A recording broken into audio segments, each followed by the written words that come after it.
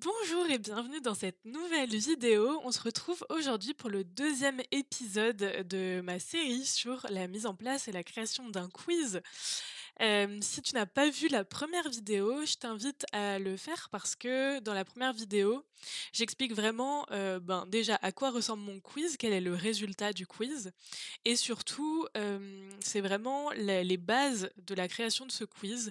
Donc on va parler de la logique, de la création, du scoring, et aussi de la stratégie qu'on va retrouver à la suite du quiz. Donc vraiment si tu veux, comprendre totalement, cette série et du coup cette deuxième vidéo, je t'invite à directement aller sur la première vidéo. Aujourd'hui, c'est l'étape numéro 2. Et on va s'intéresser aux outils numériques. Donc, quels sont les outils qu'on va utiliser pour créer ce quiz? Donc, hier, on a vu, voilà, toute la logique de mise en place, toute la logique et le fonctionnement du quiz. Et maintenant, il va falloir trouver des outils qui nous permettent, de mettre en place cette logique-là. Et c'est pas forcément évident parce que si tu l'as vu, la première vidéo, la logique est assez complexe quand même parce qu'il y a toute une, logique de score, en fonction des réponses qu'on va avoir pour la personne et en fonction du coup de ce score, la personne ne va pas avoir le même résultat. Donc c'est pas quelque chose qu'on peut forcément faire avec tous les outils, de quiz. Surtout qu'ici, on va vraiment avoir, des notations un peu différentes, il va y avoir, aussi bon ça c'est je l'ai pas forcément expliqué en détail, mais, en fonction des types de réponses, il va y avoir un peu une pondération des résultats qui vont donner plus de scores que d'autres. Donc il faut vraiment trouver des outils, qui nous permettent de réaliser toutes, ces nuances-là. Et surtout, tu vas le voir, mais on va avoir déjà l'outil de quiz évidemment, c'est un peu la pièce maîtresse. Mais sauf que à la suite du quiz, ben, il y a, des emails qui sont envoyés. Il y a aussi des solutions qui sont proposées et donc qui nous demandent d'avoir, différents types d'outils à disposition. Donc, on va rentrer directement, en détail et donc je vais, te présenter les étapes par lesquelles, je passe quand je cherche, mes outils. Donc pour choisir mes outils, évidemment, la première étape, toujours la même, c'est définir mes besoins. Quels sont mes besoins par rapport à ces outils? Une fois qu'on a bien défini les besoins et ben, on va pouvoir choisir les outils qui sont adaptés et qui vont répondre à ces besoins. Et je voulais te montrer en troisième étape, une fois qu'on a choisi les outils, quelles vont être les interactions entre chaque outil, entre chacun de ces outils. OK, alors tout d'abord, c'est hyper important de prendre en compte les outils préexistants. Parce qu'évidemment, dans mon business, j'ai déjà des outils que j'utilise et je veux au maximum, les réutiliser et ne pas avoir besoin d'utiliser de nouveaux outils, pour, garder vraiment, les mêmes outils au fur et à mesure et ne pas me noyer dans 10 millions d'outils différents. Donc les outils préexistants que je veux pouvoir réutiliser avec ce quiz, ça va être Brevo, mon outil d'emailing. On va avoir Make, qui est un outil d'automatisation. Je mets Zapier si besoin. Je veux vraiment, le plus possible tout réunir au même endroit, mais je sais que entre Make et Zapier, on n'a pas forcément les mêmes accès, aux outils. Donc je me laisse cette possibilité-là si jamais j'ai pas la possibilité, d'utiliser Make. Évidemment, j'utilise Notion, qui me permet de faire mon suivi client et de prospection. Et pour finir, j'utilise Slack, c'est un outil que j'ai déjà relié avec Brevo.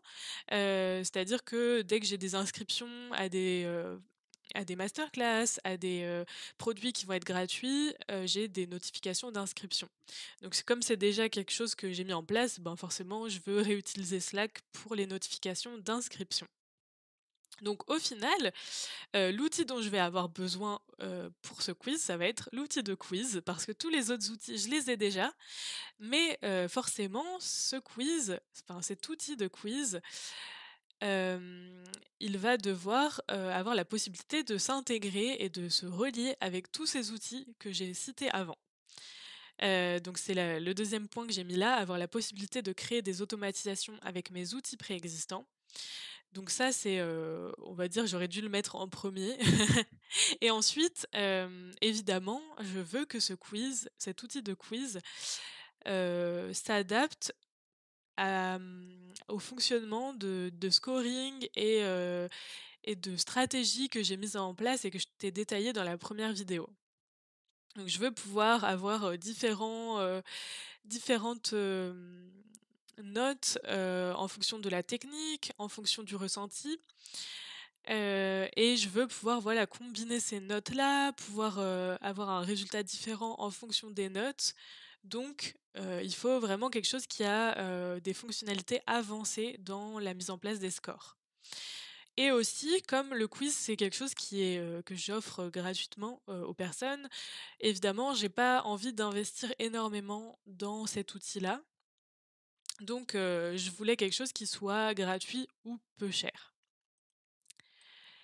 Et finalement, ça n'a pas été très compliqué pour moi, de faire le choix parce que c'était un outil que je connaissais déjà, qui s'appelle Tally et que j'utilisais déjà dans certains questionnaires, que j'avais mis en place.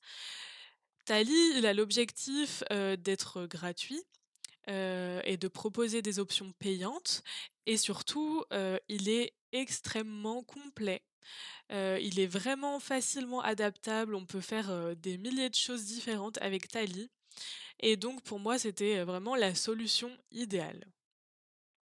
Il y avait quand même une, dernière question que je me posais par rapport à Tally, c'est que Tally propose du coup une version pro qui est payante et c'est vrai que cette version pro, elle, permet de créer des automatisations directement pour envoyer des résultats aux répondants.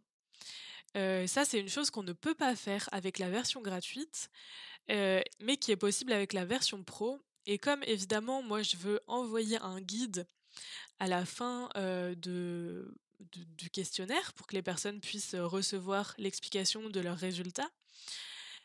Et ben, j'aurais pu me poser cette question-là, mais étant donné, comme je l'ai détaillé avant, que je veux, faire des automatisations avec, plusieurs types d'outils, cette solution-là n'était pas forcément adaptée à moi, puisque dans tous les cas, j'allais créer des automatisations avec Make. Donc finalement, c'était pas, nécessaire pour moi de mettre en place la version pro puisque, dans tous les cas, j'allais utiliser un autre outil d'automatisation. Donc cette fonctionnalité-là d'envoi d'un email à la suite du quiz, ne m'intéressait pas parce que, je vais le faire directement avec mon outil, d'emailing, et cetera. Donc finalement, si on se penche un peu sur, la version finale des outils que je vais utiliser, voilà un peu à quoi ça ressemble. Donc, on va avoir une personne qui fait une réponse au quiz via Tally évidemment. Ensuite, on a Tally qui va envoyer des informations, à Make, donc l'outil, d'automatisation. Et ensuite, Make, lui, va réenvoyer toutes les informations, de Tally vers Brevo, mon outil d'emailing.